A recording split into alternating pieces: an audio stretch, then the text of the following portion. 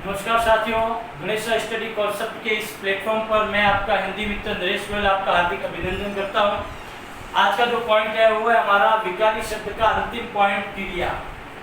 बहुत ही महत्वपूर्ण और बहुत ही रुचि वाला ये एक टॉपिक है क्रिया, जिसको हम इंग्लिश में कहते हैं वर्ब। क्रिया है क्या? ध्यान रखिए, क्रिया अगर मैं बात करूं संस्कृत की तो संस्कृत में इसको कहते हैं धातु। क्या कहते हैं? धातु। और जैसे इस धातु में ना प्रत्यय लगता है, ये प्रत्यय लगते ही हिंदी में क्या बन जाती है? ये क्रिया बन जाती है। क्या बन जाती है? क्रिया बन जाती है। ध्यान रखें, संस्कृत में इसको कहते हैं धातु। धातु में जैसे प्रत्यय कौन सा? ना प्रत्यय का योग होते ही क्या हिंदी में बन जाती है? क्रिया। अब क्रिया है क्या? किसी कार्य के करने या होने का बोध कराने वाले शब्दों को क्रिया कहते हैं।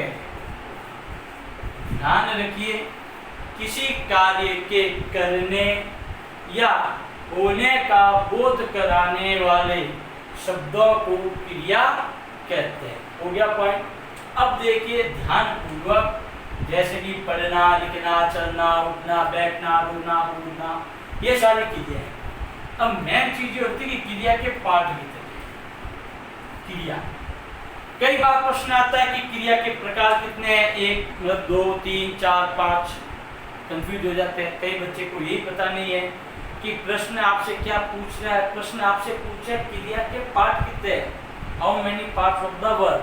तो यहाँ हम देख सकते हैं कि क्रिया का पार्ट में सबसे जो पहला पार्ट है वो है कर्म के आधार पर क्रिया। किसके आधार पर? कर्म के आधार पर क्रिया। उसके बाद नंबर 2 आता है संरचना के आधार पर क्रिया। और नंबर 3 आता है काल के आधार पर क्रिया। अब देखिए, सर्वप्रथम हम बात करते हैं कर्म के आधार पर क्रिया। इसके पार्ट है 2। नंबर 1 आक्रमक क्रिया और नंबर 2 आता है संक्रमक क्रिया। कौन सी क्रिया? संक्रमक क्रिया। नंबर 1 की बात करें, आक्रमक क्रिया के वापस 3 पार्ट होते हैं। कितने पार्ट होते हैं? 3।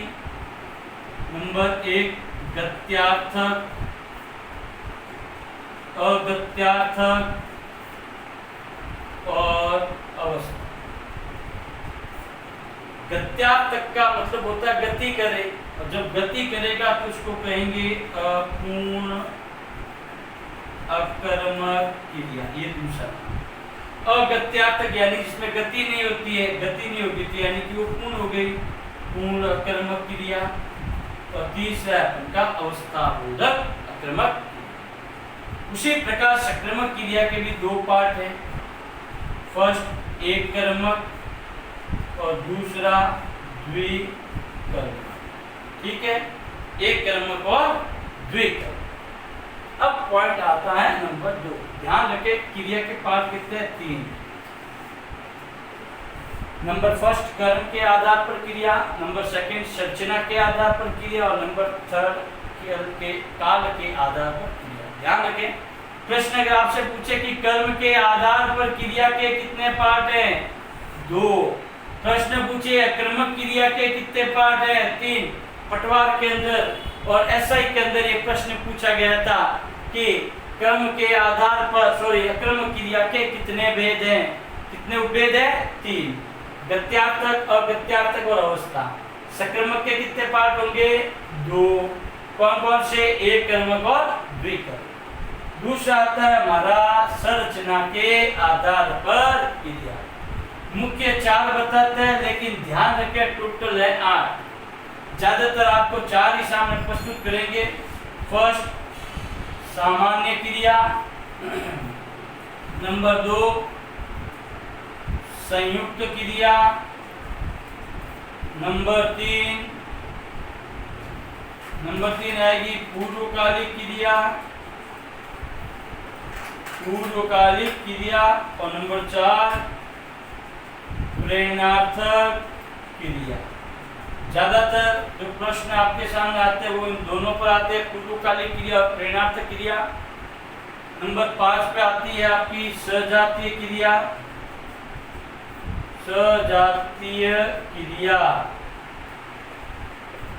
कौन सी क्रिया? सजातीय क्रिया। नंबर 6 सजातीय क्रिया के बाद में आता है आपके सहायक क्रिया, और सहायक क्रिया के बाद आता है आपके नंबर 7 नाम धातु क्रिया,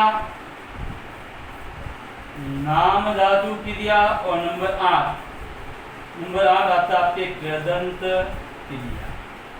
ध्यान रखिए, सामान्य क्रिया, संयोग, पूर्वकालिक, प्रेरणार्थक, सजातीय, सहायक, नाम धातु और कृदंत, ये है हमारे संरचना के आधार पर क्रिया। अब लास्ट पॉइंट आता है काल के आधार पर क्रिया। ध्यान रखिए, काल के आधार पर क्रिया की जब हम बात करते हैं तो इसमें अपन का क्रिया के इस टॉपिक के साथ साथ एक महत्वपूर्ण टॉपिक वो भी समाप्त हो जाता है, काल का। क्योंकि इसके भी प्रश्न आरएस तक बनते हैं। इसमें कौन सा काल की प्रायिकता दी गई है, सेंटेंस आपके सामने रखकर सीधा सा पूछ लिया जाता है।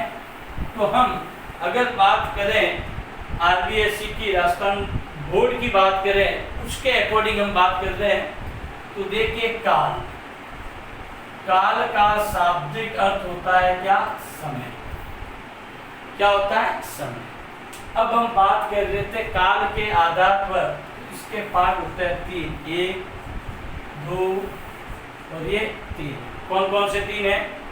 देखिए, सबसे पहले आता है आपका भूतकाल, उसके बाद में आता है वर्तमान काल, और उसके बाद में आता है हमारा भविष्य काल। ध्यान रखिए, भूतकाल के पार्ट है 6, वर्तमान के 5 और भविष्य के कितने? 3। सर्वप्रथम बात करें भूतकाल की, तो यहाँ है सामान्य भूतकाल। कौन सा काल है? सामान्य भूतकाल। सामान्य भूतकाल है वो आसन लगाकर बैठा है मित्रों। तो क्या हो गया? आसन भूतकाल। उसे स्वयं पता नहीं है कि वो पूर्ण है या अपूर्ण है, पूर्ण है या फिर अपूर्ण भूतकाल। उसके बाद नंबर 5 आता है, उसको कहते हैं संदिग्ध भूतकाल। और लास्ट आता है 6, वो है हेतुमत भूतकाल। देखिए, बहुत टिक अच्छी है। सामान्य भूतकाल, आसन लगा के बैठा है, उसे स्वयं पता नहीं वो पूर्ण है कि अपूर्ण है, मामला बड़ा संदिग्ध है, पता चला हेतु मत। इसमें पहला वही है सामान्य वर्तमान काल। सेकेंड, ध्यान रखना, अपूर्ण वर्तमान काल, क्योंकि वर्तमान काल में पूर्ण नहीं होता, क्योंकि पूर्ण होते ही क्रिया क्या हो जाएगी? आसन में कन्वर्ट हो जाएगी। नंबर 3, संदिग्ध वर्तमान काल। नंबर 4, संभाव्य वर्तमान काल। नंबर 5 है आपका अज्ञात वर्तमान काल।